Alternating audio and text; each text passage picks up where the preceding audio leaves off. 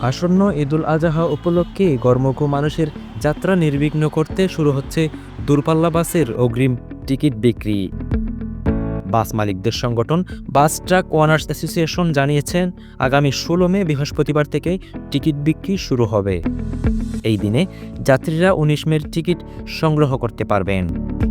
সংগঠনের ভারপ্রাপ্ত সাধারণ সম্পাদক শুভঙ্কর ঘোষ রাকেশ জানিয়েছেন, এবার টিকিট পাওয়া যাবে অনলাইনে এবং সরাসরি বাস কাউন্টার থেকেও। তবে কিছু পরিবহন সংস্থা শুধুমাত্র অনলাইনের মাধ্যমেই টিকিট দেবে।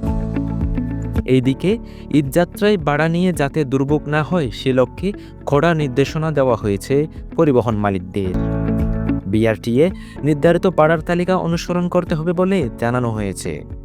তিনি স্পষ্ট করে বলেন, অতিরিক্ত ভাড়া নেওয়ার কোনো সুযোগ নেই, সবাইকে সতর্ক করা হয়েছে।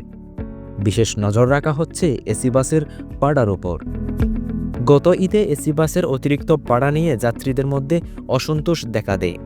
তাই এবার পরিবহন কোম্পানিগুলোকে যুক্তিসঙ্গত ও গ্রহণযোগ্য ভাড়া নির্ধারণের আহ্বান জানানো হয়েছে।